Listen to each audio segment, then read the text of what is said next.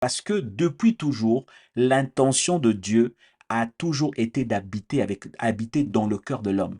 Dieu a toujours voulu habiter avec l'homme. Dieu n'a jamais voulu être de son côté. Si tu ne le savais pas, je te l'apprends aujourd'hui.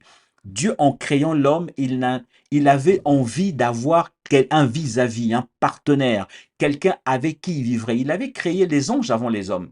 Il a créé les êtres spirituels avant les hommes.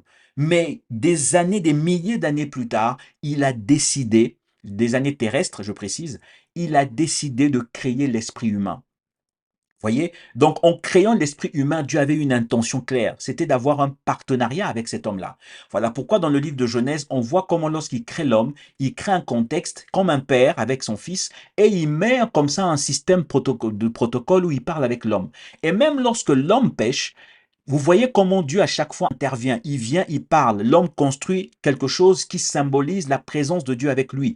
C'était soit des autels, hein, c'était soit à un moment plus loin, ça va être le tabernacle. Plus loin, ça va être le tabernacle avec Moïse. Après, ça va être la même forme de tabernacle avec David, le roi David. Et plus loin, plus loin, plus loin, il y aura ce qui s'appelle le temple.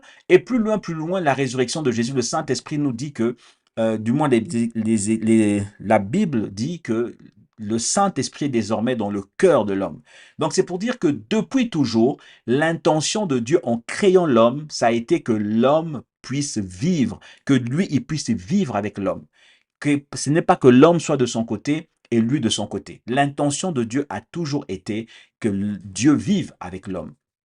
Mais cette intention-là a été parasitée au début, donc, comme je disais, par Satan.